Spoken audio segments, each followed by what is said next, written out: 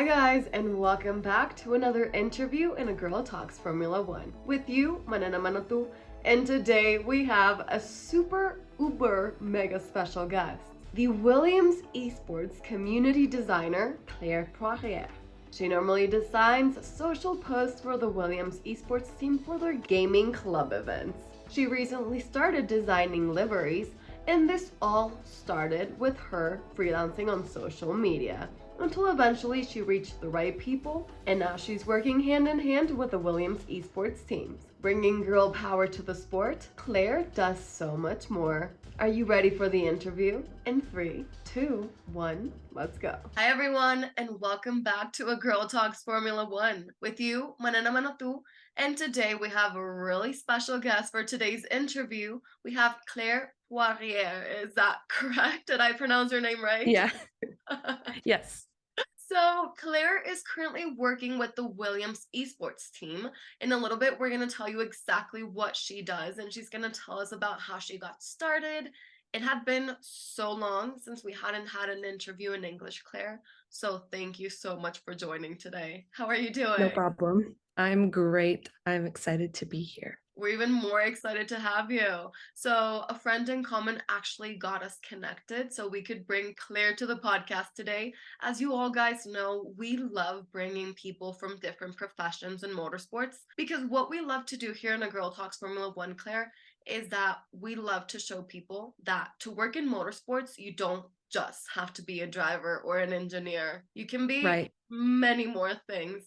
In your case, a designer. So you started graphic designing and eventually you moved on to Williams Esports. So tell us exactly your role and how you got there. I am currently a community designer for Williams Esports, which is a role I volunteered for through their Discord message. I joined their Discord one day and I saw an old message asking if anyone would like to help with some one-off designs. And I said, I will absolutely do that. And they said, go for it. So I've made a couple of things to promote events, and it's really exciting to be able to connect with everyone and the whole esporting community in general. I've already met so many people and had opportunities to do even more design work for esports. So it's been really exciting. Yeah, so exciting. And now, apart from designing for media and all of that, you're starting to design liveries as well, right? How exciting is this? Yes,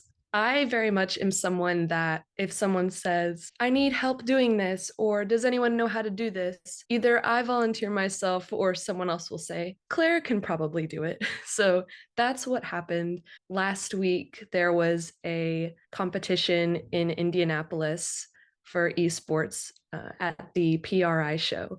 And one of the content creators for Williams Esports is going to be competing there, as well as Williams being there as a booth with their sim racing. And he just sent a message saying, can someone design this car for me really last minute? I would love to have a custom car. And someone said, maybe Claire could do it. And I was like, okay, sure, I'll try. And it turned out super great. A That's lot awesome. of people loved it. I've had a couple of people contact me through that driver asking if I could help them design one in the future, which is super fun. And I had to learn a whole new program to figure it out in general. So it's really exciting to dive into even more aspects of motorsports, even if it's not in person or actual racing. Digital and esports is super fun as well. No, and I mean, this is only the beginning. Like, this is you getting started. There are so many people that actually eventually move to the real thing, such as the Right. case of Turkish Formula 3 driver for a while, Sembo Lubaski, a little bit like the Gran Turismo movie. He started precisely in the esports area until eventually he became a real life driver. Who knows? Maybe this might happen to you in designing and all of that. Hopefully I would love to work, whether it's remote like I do now or in another country at a headquarters, or just one-off design works that I get hired for the industry. That would be amazing. 100%. So before you tell us how you got started, I always like to start from the end. Tell us, Right. where do you want to get with all of this that you're doing? What is your ultimate goal? Right now, I would love to design what could be considered merchandise, I suppose. I love designing posters. I've done a couple series of like sticker designs for different teams that they've seen. And I really like that aspect of things that people can hold, things that are tangible. Right. Also, that could communicate over to a car design for a race. But I really like creating things that people can have. So I would love to be able to work with a team or multiple teams with things related to that. So 100%. posters or merchandise like shirts or water bottles, everything like that, I absolutely love creating for. I love your ambition. And I mean, that's absolutely possible because I think that social media has impacted the world in negative ways, of course, but in so many positive ways as well. Like Right. in the past, maybe if it weren't through social media, people like you or like me wouldn't have the opportunities that we're getting nowadays. Because in the past, it was all about contacts or all about the people you knew or what you studied. And now, you have like this platform that can actually give you an opportunity to reach those goals that you've been wanting to reach without necessarily, let's say, and I quote, meeting the right people, because you do have to reach the right people to get to this. Yeah. But in a way, it makes it easier, let's say. I don't know if that's a correct word, but kind of. I would say it definitely makes it easier. I only started creating motorsport designs this past summer. And even after my first one or two posts, I already had people that work in the industry following me. I have some connections with people that do design for Formula One teams that I talk to pretty often about design work, and other people that work really close to the design teams in high profile motorsports. And I definitely would never have gotten those connections if it weren't for social media and how simple it is to find people or they find you in your common interests. Whenever I first started, I was looking up how do I send posters to Right. racing teams like in the mail or something, I which know. I have not done because I've had some success with just posting them on the internet and them being seen. But it definitely is a lot easier whenever people are more accessible, especially through social media. Yeah, 100%. So, if you could give any advice to anybody that's getting started, because like we mentioned earlier, I mean, it's not only people trying to become drivers, not only people that are trying to have a blog or a podcast or whatever. There's also a lot of people that are trying to get into design. I don't know, coaching, let's say, physical training, etc. So many people trying to reach Formula One, esports, Formula One Academy, you name it, but that are trying to get into motorsports in general. What advice could you give to these people getting started? I started with only following Formula One until one day I found out that I live 2 hours from Indianapolis, which is the home of Wow. IndyCar Yeah. racing, which blew my mind because I had never heard of Formula One or anything besides just NASCAR growing up until recently, whenever our mutual friend has been trying to get me into it. Right. And he knew I would enjoy it. He was right. But definitely seeing what things are happening near you because I just had no idea. And that there's so many other ways I can get involved in motorsports now because there are so many things close nearby where I live that I could be involved in or go watch a race. If I can't go to a Formula One race, I Of could course. definitely go to anything in Indianapolis. And it would also be so much fun. So, finding connections that maybe you're physically close to, or following a bunch of different accounts like on Instagram or Twitter Yeah. or YouTube. There's so many vlog videos where you can learn about different teams, you can learn about other sports and all of the different types of things going on in the motorsporting industry. I haven't even cracked the surface, I don't think, of I know. I think everything that's nobody. going Yeah. on, right? But there's endless opportunities and things to get involved in, even with just the community of people that love a certain sport. So definitely taking steps to become more involved in educating yourself about what's going on and what different options there are to follow and support is totally the easiest way to get started in learning and just growing within the whole motorsporting industry. Yeah, like you literally nailed your response because it's so true. I mean, the more you get involved, the more you discover. It's impressive how big this world is. And that's why I said that nobody has cracked it 100% because there's so many countries in the world, so many cities in the world, so many categories that until you live in a certain city or a certain country, you don't really know everything that's going on. Like, that Right. was kind of a little bit of the purpose of this podcast as well. Of course, to empower women in the sport and to show to people that they can do so much more than just racing in the sport, Right. but also, at least in my case, in my country, which is Mexico, people think that we only have the Mexican Grand Prix once a year and that's it.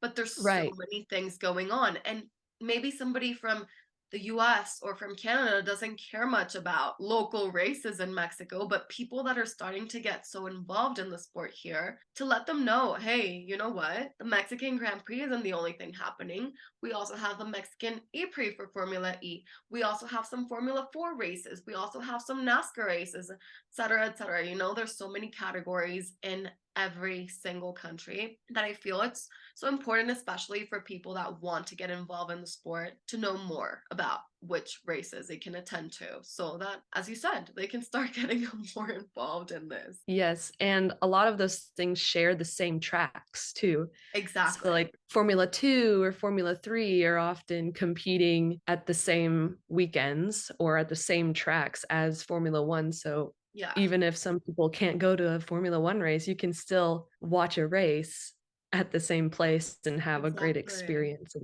Like It's I feel IndyCar like and it's really NASCAR. accessible. Yeah, Yeah. Dakota, for example, it's the three Mhm. categories racing at the same circuit, which is in Austin. So, yeah, that's pretty great. But tell Yeah. us a little bit about how you got started in this. You kind of already mentioned it, but tell us with a little bit more detail. Really only designed music related graphic design work in my free time before I watched Formula One. This is going to sound so silly, but I'm sure I'm not the only one. I heard one of the drivers liked Taylor Swift, and I was like, I have to watch that. I have to watch whatever that sport is because I love Taylor Swift. And that's genuinely the reason why I started watching it, which is just so funny looking back because I'm so invested in the actual sports side of it now. I was like, wow, there's so many different options for design work in sporting industry pieces. And I wasn't able to find a lot of female artists just on like a first glance. I know now what kind of terms to look up and that there's other types of racing besides just Formula One. So I found so many more people since then. But I told myself, if I want to see other women designing in Formula One artwork, then I should probably start making it myself. Sorry, Of my cat course. is right here. I started making like weekly poster designs for the races. And my first one, I did a Ferrari Monza design, and a lot of people really loved it. So I kept making more. And ever since then, my graphic design pages and website have practically been overrun with motorsport designs. And I've had a lot of them be viewed by teams, whether it was on Instagram or on Twitter, or they had competitions or things like that. I've had a lot of Formula One teams see my artwork, which is super That's amazing. exciting and really fulfilling in me wanting to keep pursuing trying to design in motorsport industry. Now I just keep making things for fun, and sometimes people ask me to make things for them. So Of course. I'm really happy that I found it and that I've taken the step to kind of try and grow even more in my design work whenever it used to not have anything to do with sports. And now it almost entirely does. Yeah, of course, because I feel you do have to like choose a segment in the end. And I mean, that's the thing about Formula One ultimately. The branding and the aesthetic is just so marked. It's so clear that I'm not Yes. going to say it's easy to design, but It's probably easier to design for Formula One teams than for other categories. Because here everything is just so clear, let's say, in a way. Yes, If you draw like an orange car, you automatically know it's McLaren. If you draw a red car, it's Ferrari, obviously. Like, whereas in other categories, maybe there could be three drivers per team, but each one of those drivers has a different livery, has a different uniform. But in Formula One, it's just two drivers per team, both of them dress yes. exactly the same. The only thing that varies is the number that they use and the helmet that they wear. Period. Exactly. It's very straightforward, very easy to follow. That's also why I like the sport in general. I'm not really into American football because there's 40 plus people on the team. I cannot learn that many people, but being able to follow a sport that has a lot of people that stay throughout multiple years is Right. very easy to follow. I feel like it's pretty straightforward of a sport, of a competition, and that's really the main reason why I enjoy following it because it's Yeah. pretty easy to understand. And have you ever thought about as well, now that Formula One Academy exists and it's getting so much hype, especially because Susie Wolf is the CEO? Have you thought about designing for them? I mean, I don't know, but for me, it's always kind of like inspiring as a woman to work with other women, and especially in like an all woman based category. Yes, I have wanted to make women driver designs for a while. Right. A lot of the things I make are very photo based. So it's a bit harder than the more mainstream sports to find a lot of imagery, but I know that Formula 1 Academy and all of the women motorsports are really getting exciting. They're getting Yeah. a lot more hype and a lot more attention. So I'm sure that there will be a lot more imagery or photos or just accessibility to them in general soon. So Yeah. I absolutely want to do like a whole series on the female drivers, but the type of artwork I do does rely on some things that there aren't a lot of. So hopefully soon in this next new season, I'll be able to do like a series of works on them. I'm super excited for doing that though. That would be so exciting, especially because a lot of Formula One teams, after seeing how well the Formula One Academy did on their first season, a lot of the Formula One teams are starting to sponsor a lot of the drivers. So Yes. that's going to be an interesting project, let's say. And speaking a little bit more about Formula One and the drivers for next season, do you think there's going to be a lot of changes on the standings of the drivers, or do you think it's going to be another Max Verstappen Red Bull domination? What do you think about next season? I'm not sure as I haven't been following for a full season before, Right. but I have filled myself in on some of the lore of previous seasons and the drivers that are currently there. I personally am rooting for McLaren to be way up top. They were the first team I decided to follow. And because I'm from the United States, I obviously want Logan Sargent to do great also. I'm so Right. excited. I'm so excited that he's there for next season. I think he could be really great. He has awesome statistics if he just can make it through the race. And so I'm really excited to hope Right, that happens. exactly. Yeah, and we have Yes. free races in the US, so that's exciting as well. I mean, in my opinion, the Las Vegas Grand Prix was the best race of the season of 2023. Everybody Yes. was so skeptical and it delivered. It I was know. such an amazing race, and I would love to go next season. Let's hope it's possible. Yes, a lot of people are hating on it just because of random comments from people that live there and people that don't live there. But I'm sure that comes with every large scale event that has to have like infrastructure built for. I'm sure now that everyone's realized how awesome of a venue it is. I mean, the Sphere building being there in the race, that was so awesome. I really didn't care about that until during the race, and I was like, that's actually a really cool backdrop, a really cool opportunity for graphics to be up there. I agree. I think the racing was awesome, some of the best racing we've seen for the 2023 season, and I think it could definitely become like one of the favorite tracks of the Yeah. drivers and the watchers, definitely. Yeah, because for example, as in for Miami, that is a completely new circuit. And I love the architecture and the infrastructure, like you said. Everything that involves the Miami Grand Prix, like the circuit, more likely, but the race per se is a little bit boring in my opinion. But Las Vegas delivered in every single way possible. As in for the Sphere, I have a friend that's really obsessed with music, and previously, like months before, he had been sending me the Sphere in its different like ways because sometimes they change it and all of that. Yeah. So I became obsessed with the Sphere even before the race, but now seeing it there, like it was just such a magical race. It was a beautiful, let's say, background, or I don't know, but it was definitely, it delivered for me in every single way. And I always thought to myself, the Jeddah Grand Prix is one of my favorites because I love street style circuits. Me Jeddah is too. so dangerous though, but I love excitement, you know? So I'm like, as long as nothing bad happens to anybody, I'm Right. okay with a crash or two. Yeah. I'm But yeah, pretty sure some people also got to watch the race from inside the Sphere, though yeah. it was still like normal viewing, but they could definitely make that a whole attraction too. That would be really awesome. 100%. So, what do you expect that you're a McLaren fan? And you do look like a McLaren girl, if I'm honest with you. Because I don't know, like, if you notice, everybody looks like a kind of team, you know? You Yeah, definitely look like a McLaren girl. What do I look great. like? I don't know. Maybe like a Ferrari or something classic. I Well, don't you know. get it. Yeah. Really? Yeah. That's so funny. That's funny. Yes, I'm definitely a Ferrari girl.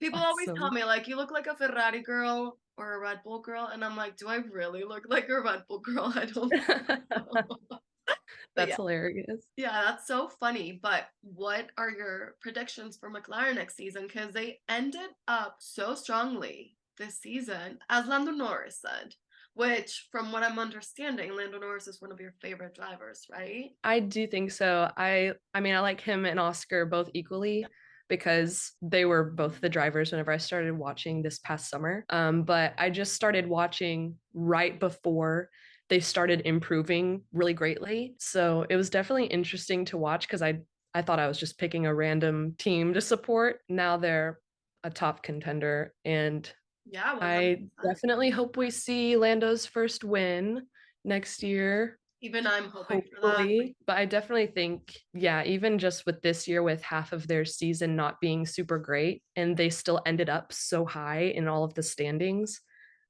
they definitely are going to be a competitor to beat next year, I think. Yeah, 100%. As Lando said, like if they had started the season as they ended it, they could have easily been second place in constructors. Yeah. Lando said that also second place in driver standings. That I think it's a little bit too far in my opinion, but maybe third Hmm. or fourth place that could have Yeah, I was definitely thinking third been. or fourth, probably. Yeah. Yeah, So, yeah, maybe definitely. McLaren surprises us next season and they actually become second place in constructors. I mean, Oscar Piastri will definitely be a world champion, yes or yes, eventually. Yeah. He is such a revelation. He did such an amazing job. I mean, he's 100% a rookie, and he ended up in ninth place in the final Yeah. stand. Who does that? This boy Yeah, that is has the next not Max happened Verstappen. in a long Yeah, time. in a long Yeah. time, exactly. So we hope big things happen for McLaren next season. As in for Checo Perez, he says that he can become world champion next season and that he'll do everything he can. In my opinion, if that happens, which, well, I'm Mexican, so I hope it does, right? If that happens, he'll pull a Nico Rosberg, you know? He'll become world Yeah. champion and then he'll retire. Because Yeah. do you think he has what it takes to become world champion? In all honesty. I'm not sure. I think his performance is a bit back and forth, at least for this past season, but he is on a great team that has a great style of racing and technology with their cars. So I think that definitely is a plus whenever you want to become a champion, being with a team that provides you with a successful car definitely helps. So I think he could pull it off, but there's definitely a lot of stiff competition going into 2024. Very much, especially his own teammate. I mean, hello. Yeah, There that was too. his, yeah.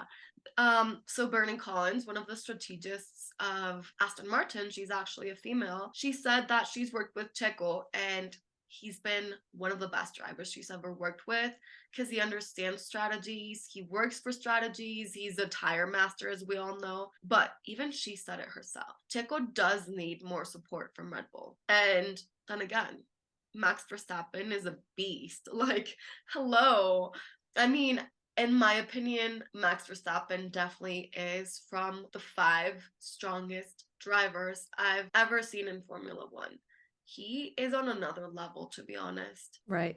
I think definitely having mental emotional support in something so high stakes as Formula One is something that could push you into being a winner, but also could definitely hold you back.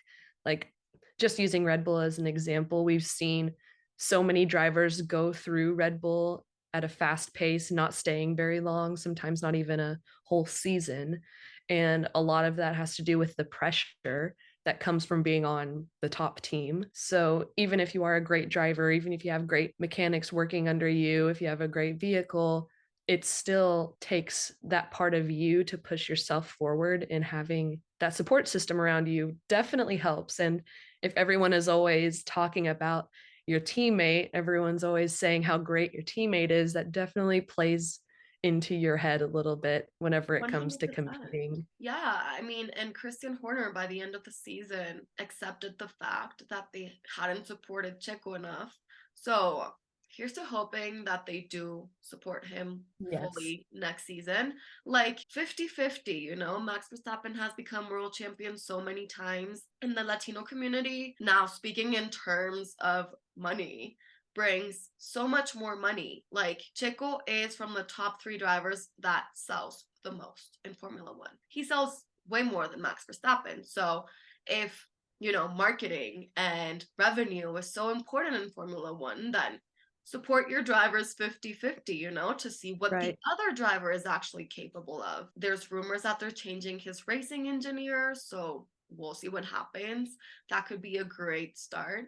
It's so great that drivers like Lando Norris, well, Sebastian Vettel in the moment, Lewis Hamilton are talking about mental health because this is a sport that is for adrenaline junkies, that's for sure. But nobody really sees how much mental pressure and psychological and emotional pressure is behind every driver. I mean, imagine having to race for your life basically every single weekend.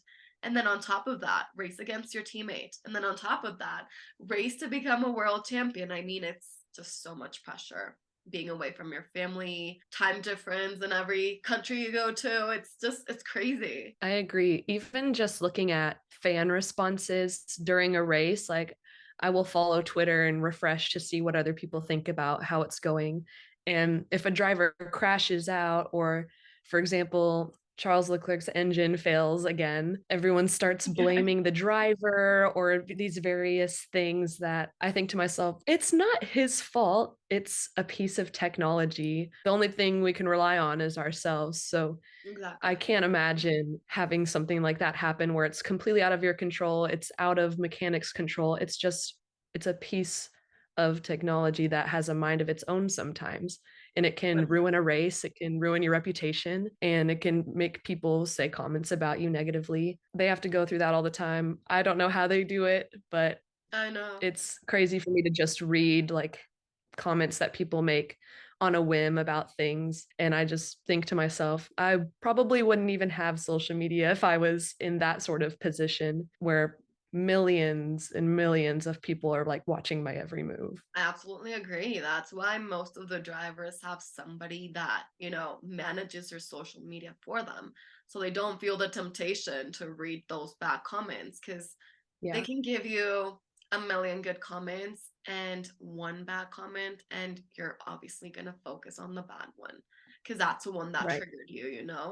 So, That, yeah. And because fans and watchers don't always know all that's happening. Like If Yeah. you have a bad race, they don't know what work went into it, if you were working on testing things, if you went into the race hoping to win, or if you were expecting to be halfway down the podium list. There's so many factors that watchers don't know of that only the drivers or even the teams know. So even Yeah, just that, exactly. hearing people's comments and seeing how people will rate you against other drivers, it's definitely very interesting. So interesting because that's the thing. Like, for example, sometimes, like you said, Jacques Leclerc's engine fails, but Carlos Sainz didn't, or the other way around. It's because a lot of the times they're testing new engines, they're testing new parts during certain Grand Prix. So, yeah, a lot of the times that's why some drivers fail and some others don't because Right. testing for new parts, etc.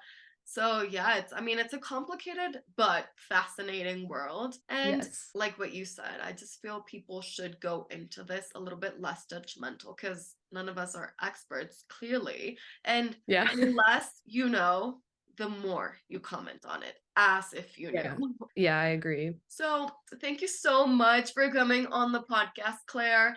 Anything you want to tell, any advice you want to give for people getting involved in the sport or people that want to get into the sport before we leave? Yes. First, thank you for having me. But if I wanted to share any messages, definitely do whatever you love to do. I love to do graphic design work. I love to bake cookies. So I incorporate that into things that I love, like Exactly. Formula One and motor racing. So now that's all I do. But if you have a passion, if you like sports, definitely do something that makes you happy, whether it's going to races or creating artwork or getting a group of your friends to watch a race together. Whatever brings you joy in the things that you enjoy itself, absolutely pursue that. And if that means that your favorite team sees a comment you posted or sees a group picture you shared watching a race and supporting them, that's awesome. Yeah. Always take a chance to let people know that you're supporting them and to make friends along the way. Wow, that's really, really nice because it really felt from the heart and not rehearsed at all. Sometimes the advice is very, generic. Everybody says the same, but Yeah. this is such a nice piece of advice because it's especially that. Like, find a way to mix your passion with your other passion, let's say. Like Yeah. in your Yeah. case, designing and cookies, sorry, with motorsports. So you design and you make cookies, motorsportsman. Yeah. That's really nice. And your social media for people to follow you. Yeah, you can follow my Instagram design account. It's at worthy_design_. That's where you can find all of the fun things that I create. And I have my other accounts linked on there as well. Definitely follow me there. Yes, go and follow her. Thank you so much, Claire, for being on the podcast. And thank you, everybody, as well, for coming all the way to the end of the interview. See you next time on another episode of A Girl Talks Formula One. Bye. Bye.